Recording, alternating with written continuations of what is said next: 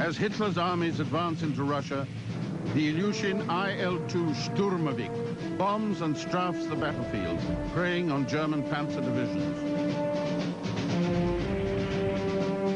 Stalin proclaims that this flying tank is as important to the Soviet army as air and bread.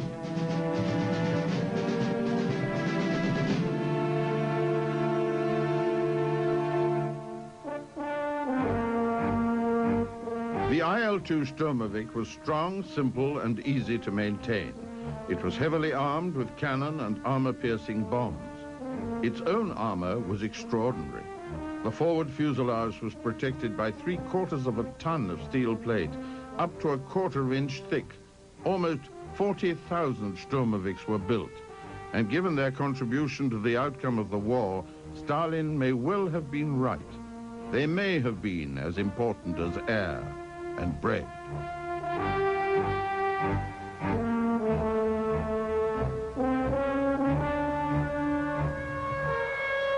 In 1939, the heads of the great Soviet aircraft design bureaus were preparing for war.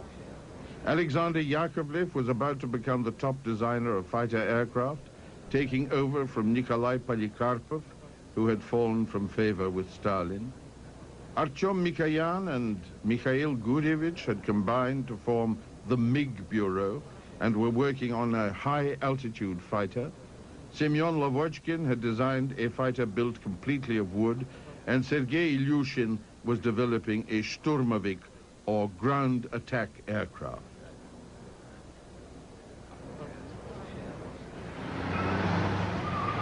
But in 1940 and 41, war with Germany, which the military knew to be inevitable, was far from the minds of the citizens of Moscow.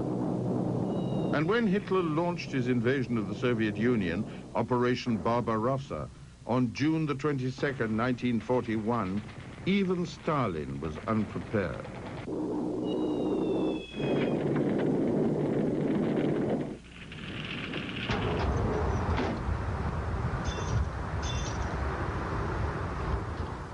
The attack was savage and intense over a wide front and met little resistance. Hitler's armies advanced, penetrating quickly and deeply into the Ukraine.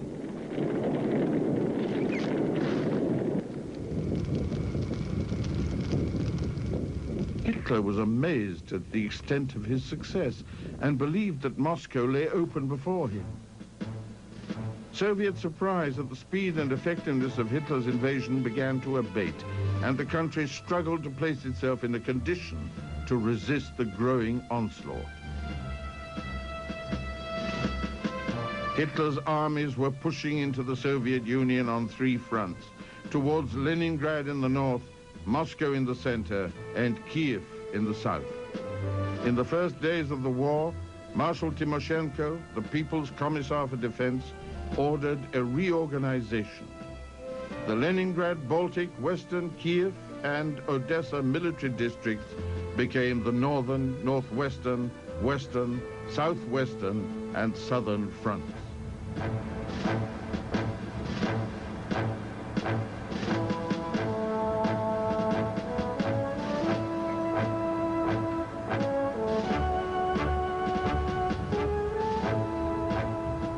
It was an immense job to defend the Soviet Union on so many fronts, covering such a vast area. And the civilian population had to be placed rapidly on a war footing. As the Soviet citizens behind the front lines did their best to prepare for the coming onslaught, Hitler's Luftwaffe continued decimating Soviet forces on the ground and in the air, advancing relentlessly into Soviet territory.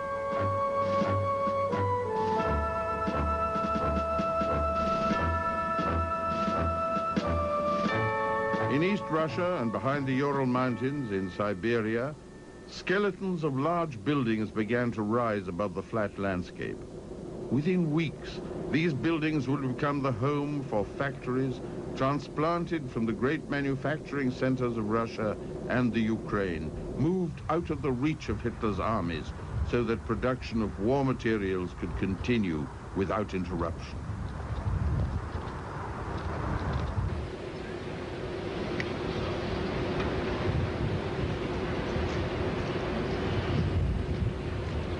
In July, Stalin recovered from his shock at the invasion and took over from Timoshenko as People's Commissar for Defense.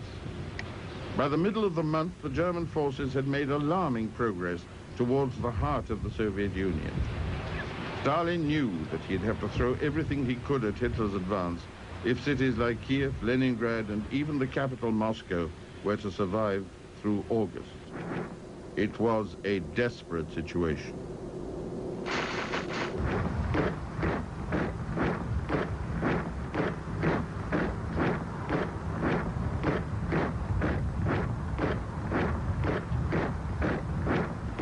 Then Hitler committed one of the grave errors of the war.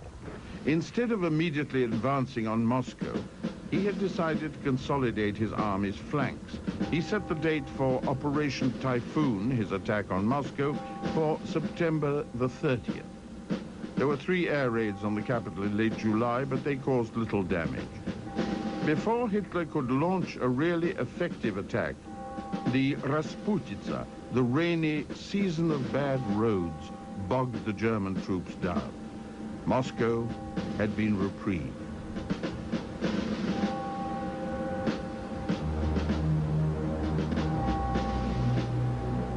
There was time to prepare the city for attack. The great Moscow underground railway system, the metro, was a natural air raid shelter.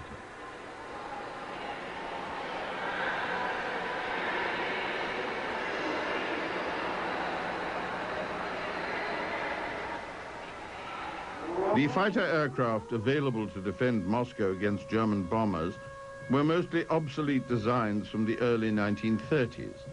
But with every week of delay to the German forces, the number of new MiG, Yakovlev, and Lavochkin fighters available to defend the capital increased. While Moscow's defenses were refined and Red Air Force fighter pilots became accustomed to the high performance of their new machines, the Soviet aircraft industry continued to move out of Moscow, re-establishing itself in East Russia and Siberia, out of reach of German bombers. Even before World War I, Russian designers were famous for large aircraft. And in the 1930s, some of the largest aircraft in the world were Soviet bombers. But in 1941, there was only one heavy bomber in production in the Soviet Union. It was the Petlyakov PE-8. In 1941 and 42, it was sent on retaliatory air raids to Berlin, but losses were so heavy that high-level strategic bombing was not persevered with, and only 79 PE-8s were produced. The PE-8 found a niche as a transport and was used extensively to fly VIPs to distant consultations with Allied leaders.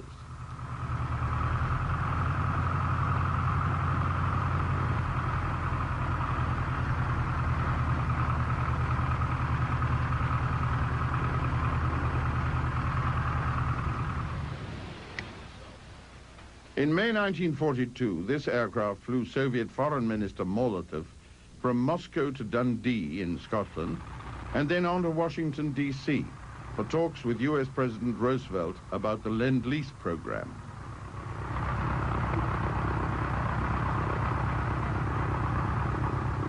This would not be a war in which strategic bombers could shine, and it would be more than 10 years before another Soviet-designed heavy bomber entered service.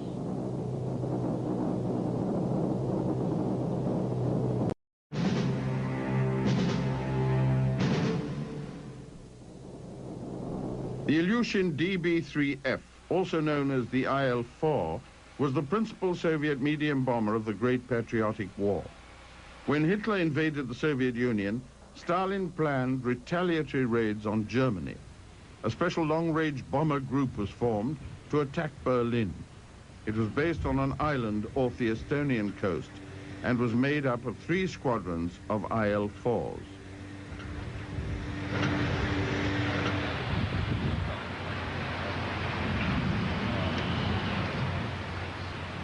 On August the 7th, 1941, 15 Soviet naval aviation IL-4s of the 81st Mine and Torpedo Regiment were loaded with bombs. Their mission was to make the first Soviet attack on the German capital. They were not to fly as a group, but were ordered to make their way independently to Berlin.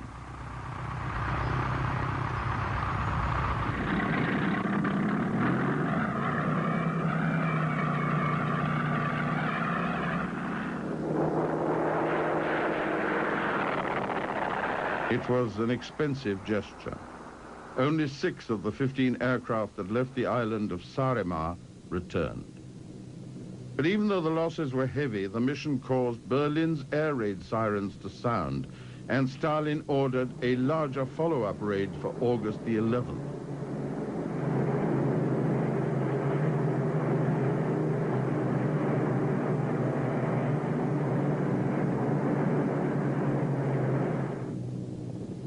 This time, the IL-4s were accompanied by 11 of the big PE-8s from the Special Purpose Heavy Bomber Regiment. They were fitted with diesel engines to give them the range necessary to fly to Berlin and back.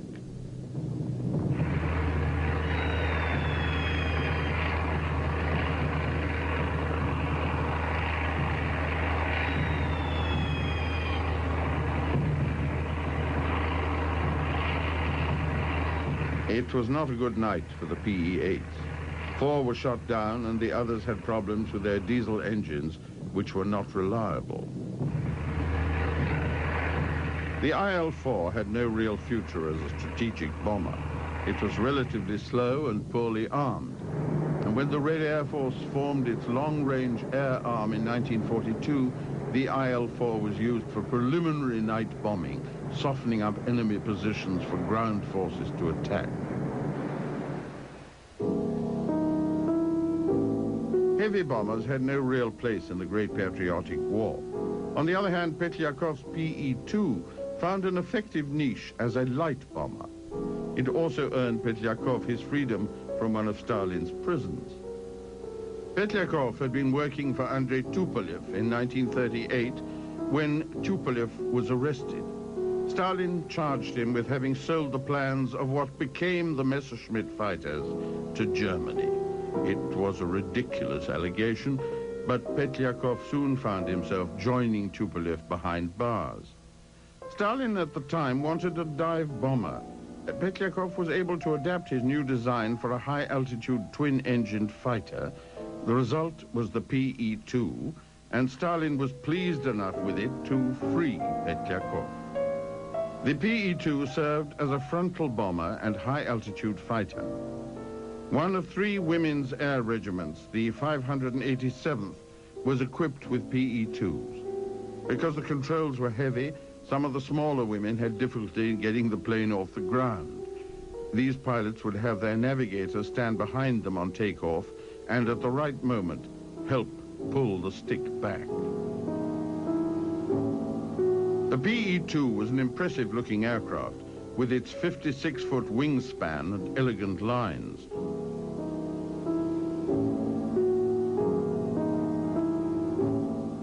The first production version had 2 Klimoff liquid-cooled engines of 1,100 horsepower each, giving a top speed of about 330 miles an hour. It had a crew of 3, a pilot, a navigator, and a gunner. Each crew member had an armored seat, and the belly of the aircraft was armored below the cabin.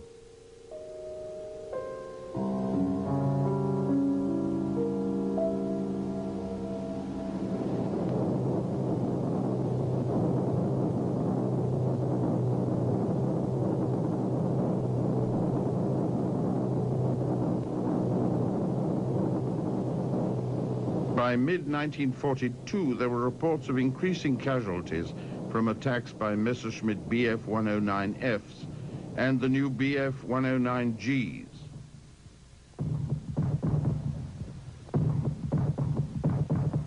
Many of the PE-2s in service were modified in the field to take more armor plate, a dorsal turret, and extra machine guns.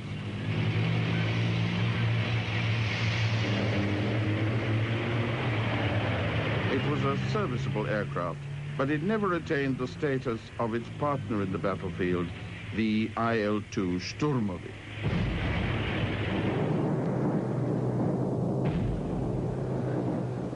In 1938, Sergei Ilyushin designed what was to become the legend of the Great Patriotic War.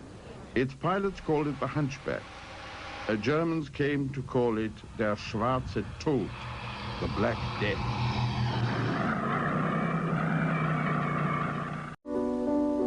In 1939, German tank production increased, and the Soviet Air Force revived a long-standing specification for a tank-killer ground attack aircraft.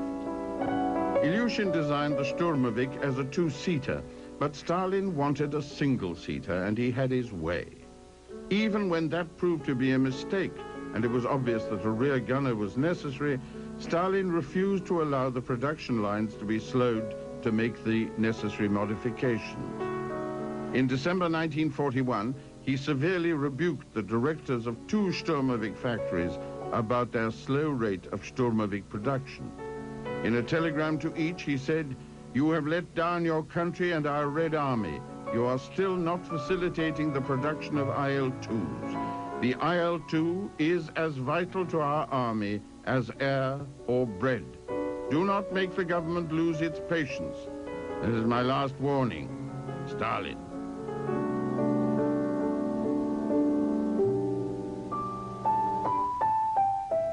Eventually, in mid-1942, the two-seater version entered service, and the Strurmovik began to make its full impact on the Great Patriotic War.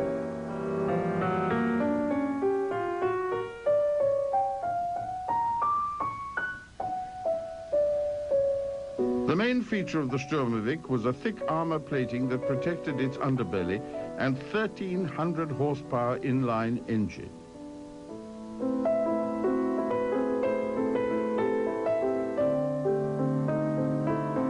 The armor plating was steel, about 2,000 pounds of it, and it gave the Strurmovik its other nickname, the Flying Tank. The plating was not an external shell. It was an integral stress-bearing part of the aircraft structure. It was like a metal bathtub on the underside of the plane, providing a barrier to enemy ground fire. A young Soviet airman wrote that it had a sort of monumental strength. In it, you felt protected against all dangers during operations under enemy fire.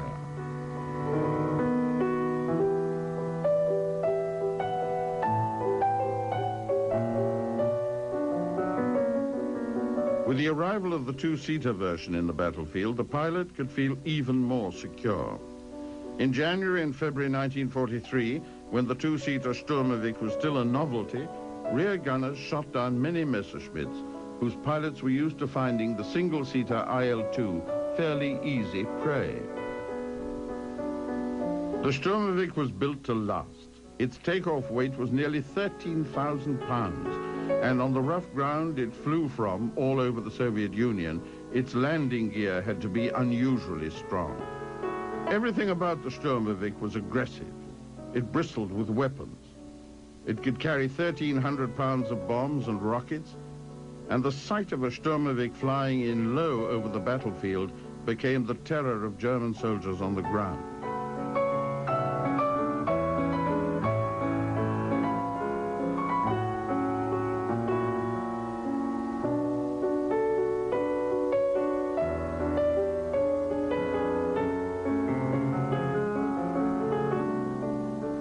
Even the massive armor of German Panther and Tiger tanks could not withstand the Strurmovik's twin anti-tank cannon and air-to-ground rockets.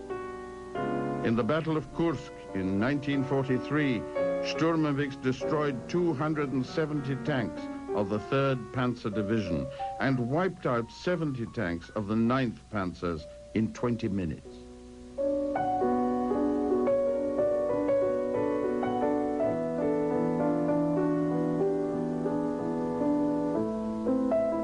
The IL-2 Strurmovik was not an elegant aircraft. It was not fast, with a maximum speed of less than 300 miles an hour.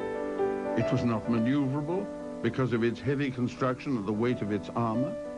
But on the battlefields of Russia, the Ukraine and the Crimea in the Great Patriotic War, it was the right aircraft for the job.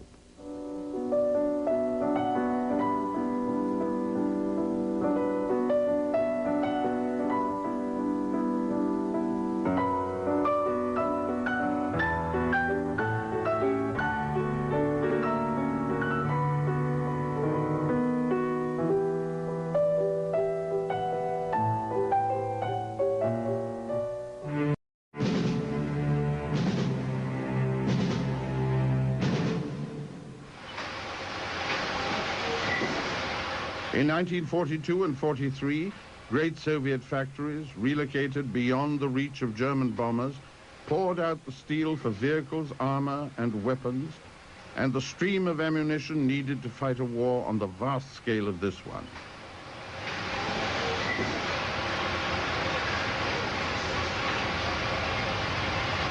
Ammunition for foot soldiers, for artillery, for tanks, and for Strurmoviks, then arriving at battlefields at the rate of over 1,000 a month, a rate sustained throughout the last 3 years of the war.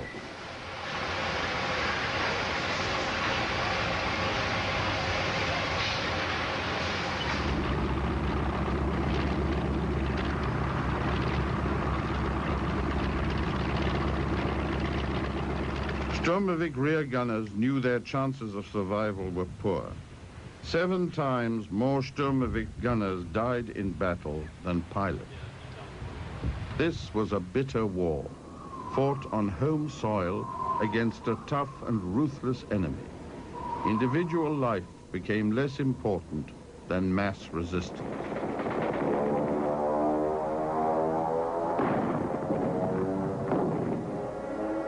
Unless the weather was bad, Strurmoviks did not usually operate by themselves. Ground attack regiments fought as part of an overall battle plan and performed specific tasks in conjunction with infantry, artillery, and tank units on the ground. Flying alongside Strurmoviks in many of these operations was another legendary aircraft, an aircraft from another era. This is an air show to commemorate the 75th anniversary of the Air Force of the Moscow Military District. Among the displays is a large radio-controlled scale model aircraft. It is a U-2, originally an Air Force trainer, designed by the young Nikolai Polikarpov in 1927.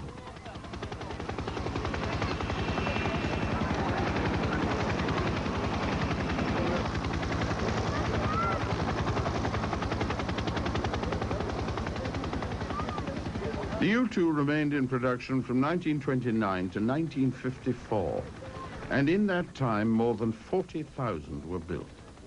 It was a simple, sturdy biplane and was adapted for use as an air ambulance for spraying crops, and was fitted with floats and produced as a seaplane.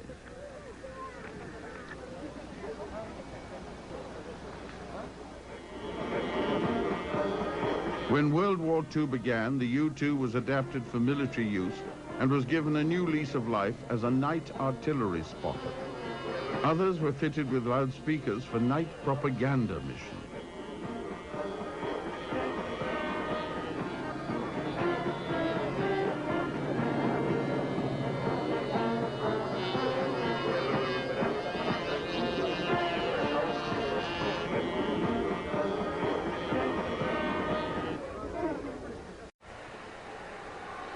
The most famous of all U-2 variants was the light night bomber version.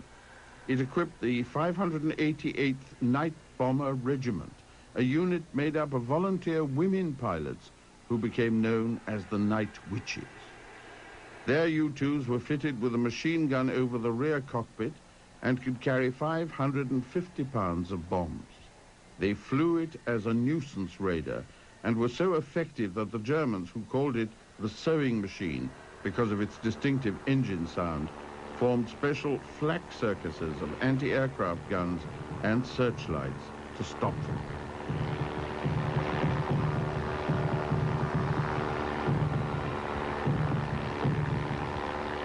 Often the Night Witches would cut their engines before gliding in to bomb German camps, using the campfires to spot their targets. In the course of the war, they flew 24,000 missions over German lines and dropped 23,000 tons of bombs.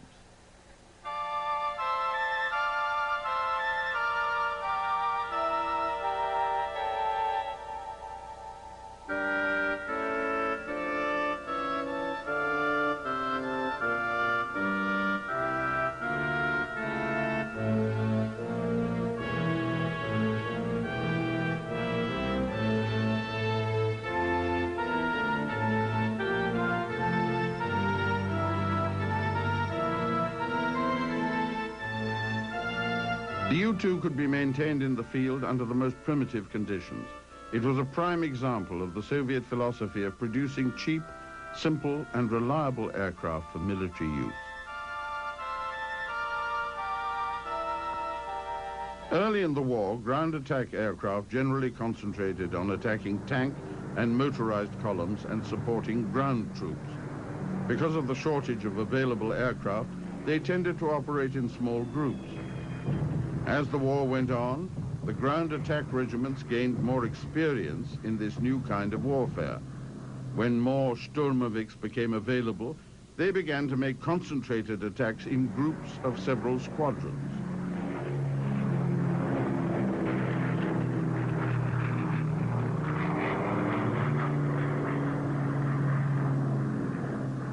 If the weather was bad, individual aircraft often flew as free hunters, taking advantage of targets of opportunity.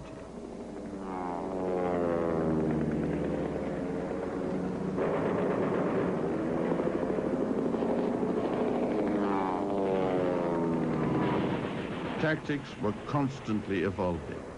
In 1941, the standard Strurmovik formation, a three-plane wedge, had some success, but was vulnerable because of the lack of a rear gunner. In 1942, the line formation was adopted, and late the same year, a standard Strurmovik flight in support of what could be a strangely assaulted army on the ground became 4 aircraft arranged in 2 pairs. Eventually, it was agreed that the strongest and most flexible unit was a group of 6 or 8 aircraft, usually arranged in line formation.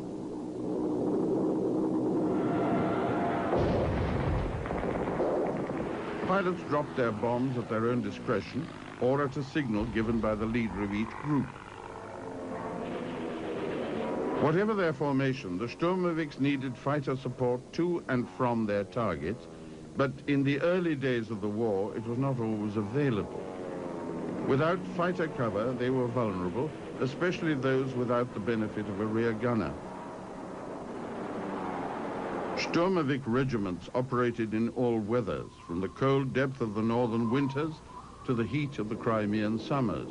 When they attacked, they usually made their first run at low level, and if there was no anti-aircraft fire, they would make more runs from different directions. From 1942 on, they began to add diving attacks from altitudes of about 3,000 feet to their repertoire.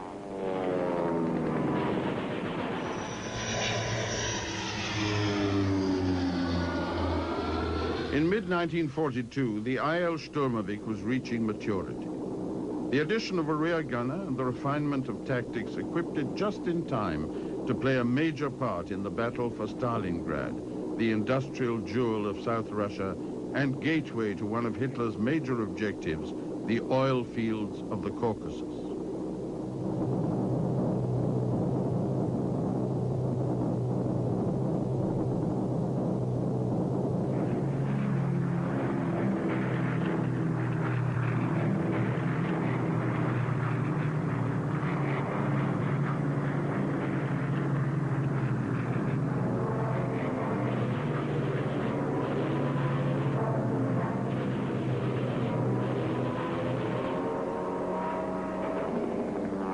On the night of August the 23rd, 1942, German forces launched an all-out assault on Stalingrad. The battle for Stalingrad raged on through September, October, and November.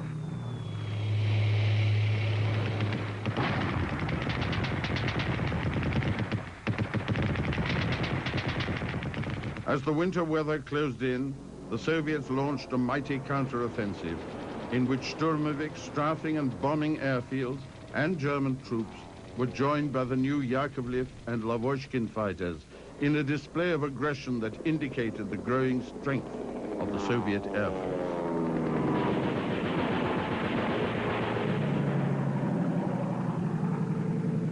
The Strurmovik itself came of age, demonstrating, as it would throughout the war, its capacity to deal out and take the heaviest punishment.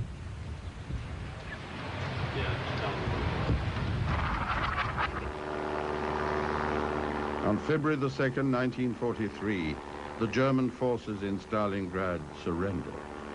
This aircraft, a reconnaissance version of the Polikarpov U-2, is taking film of what remained of the great Russian city on the Volga River.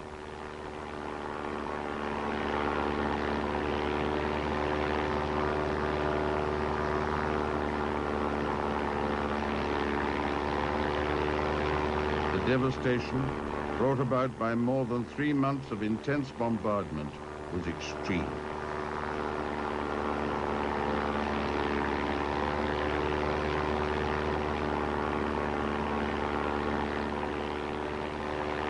The Soviet military had committed over 1 million men to the battle for Stalingrad. Almost 15,000 guns and 1,000 tanks had pounded German positions in and around the city. 3/4 of the 1,400 Soviet aircraft involved in the action were of the new generation.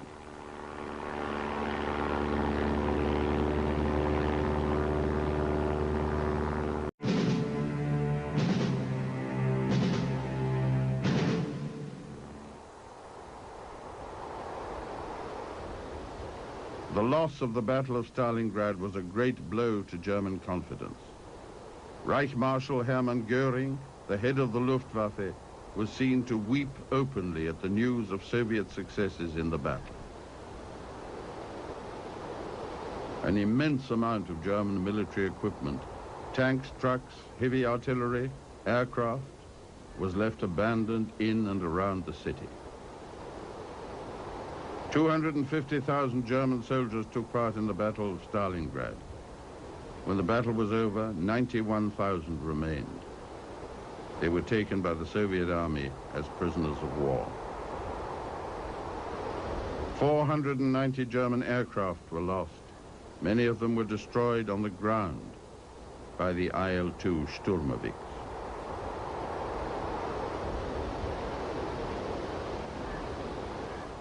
For Hitler and Göring, Stalingrad was a worrying sign of Soviet recovery. In the course of the Great Patriotic War, the Strurmovik assumed a legendary quality in Soviet eyes. This battle mural in the Monino Air Force Museum outside Moscow presents an idealized view of the role of the Strurmovik against the Germans and German response to its firepower.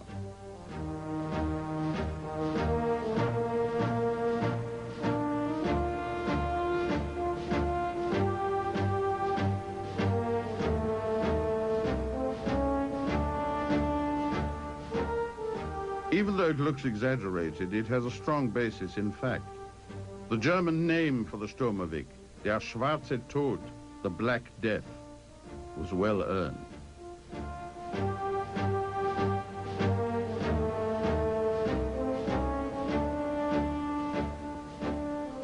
At Kursk, in the summer of 1943, Hitler introduced his new Tiger and Panther tanks into the war.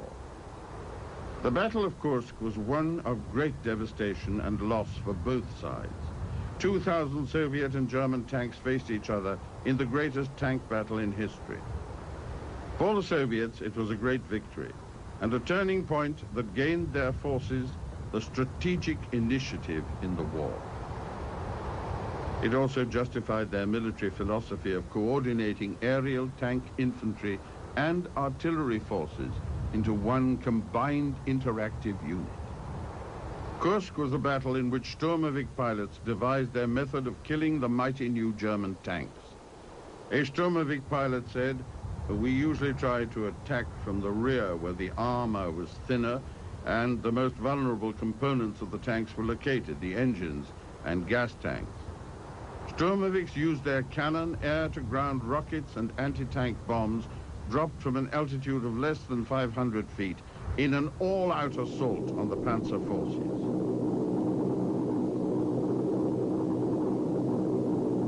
If the German Panzer forces were concentrated in combat formations, the Strurmoviks attacked them in groups of 8 to 10 aircraft using what they called the Circle of Death formation.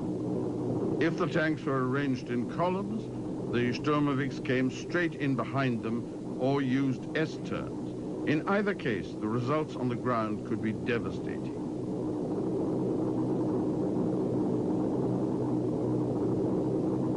After the German disengagement from Kursk, Soviet forces moved forward on a growing wave of success. Oryol and Kharkov, which had been the German staging points for the attack on Kursk, were retaken by Soviet forces in August 1943. Bomber raids cut off the railway lines, bringing German reserve troops into the Ukraine. The great Soviet counteroffensive was beginning.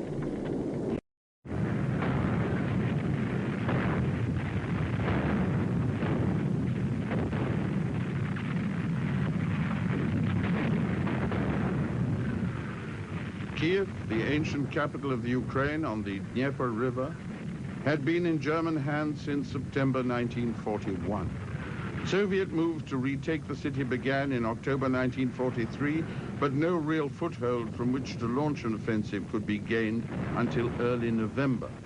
Both sides were evenly matched in numbers in the air, although about 70% of the available German aircraft were bombers. The Soviet offensive began on the 1st of November with an artillery bombardment supported by waves of Strurmovik and PE-2 ground attack aircraft.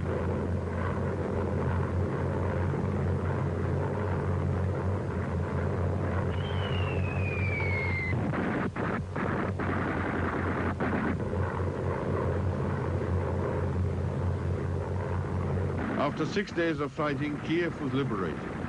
But the Germans launched a counterattack to try and recover the ground they had lost on the right bank of the Dnieper River. What had started as a Soviet operation to take Kiev now turned into a rearguard action to defend it from recapture.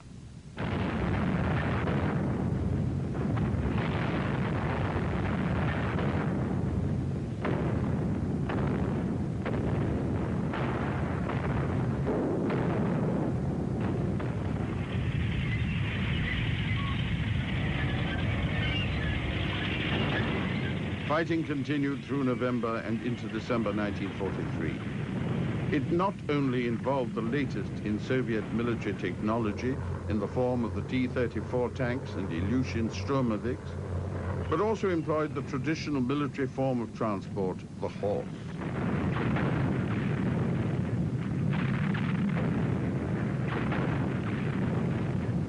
By the end of 1943, large areas of the Ukraine taken by the Germans early in the war had been recovered. Further south, the Red Army had been successful in sealing off the Crimean Peninsula.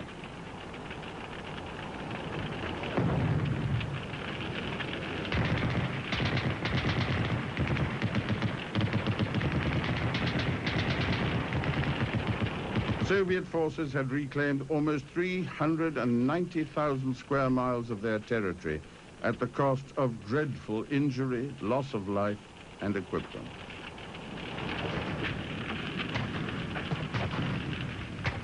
The Soviet counteroffensive was gathering momentum. It was regaining important agricultural and industrial regions and establishing the conditions under which the final assault against Germany would be launched. At this point in the war, Soviet sources claim to have destroyed 20,000 German planes, about 25,000 tanks, and 40,000 guns.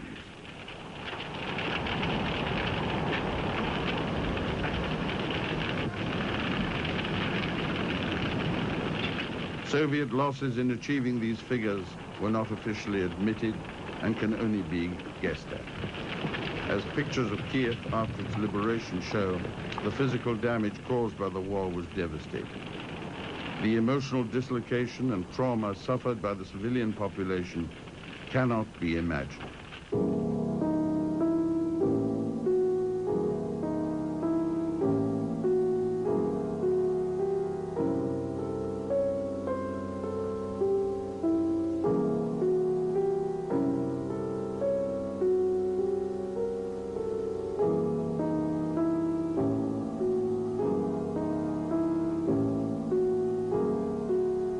Throughout 1944, the Soviet counteroffensive rolled on, covering a front that stretched the whole length of the Soviet Union from the north to the south.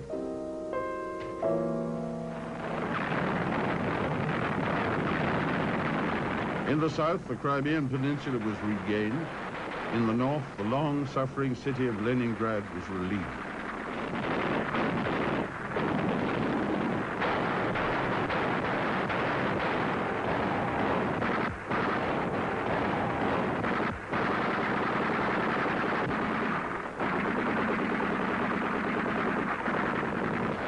In the Soviet advance across the Ukraine, light bombers and ground attack aircraft continued to operate in close coordination with forces on the ground.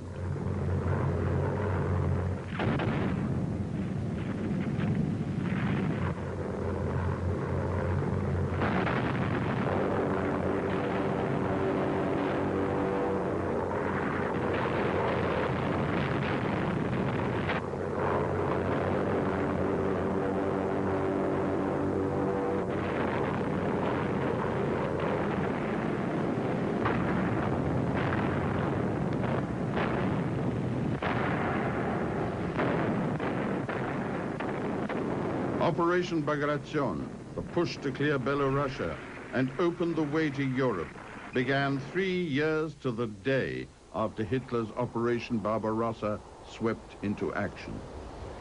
What the Germans had confidently expected to be a straightforward conquest had turned into a ruinous defeat. 1/3 of the Soviet air strength in Operation Bagration was made up of Strurmoviks, now so strongly identified with the Soviet Union's resurgence in the Great Patriotic War. Their precise low-altitude strikes cleared the Germans from their concrete pillboxes. As always, they withstood heavy enemy fire. In the words of a Strurmovik pilot, "We flew along in a sea of fire, a little piece of hell. Fragments of shells were beating along the aircraft. Later, a mechanic counted 200 large and small holes in the fuselage."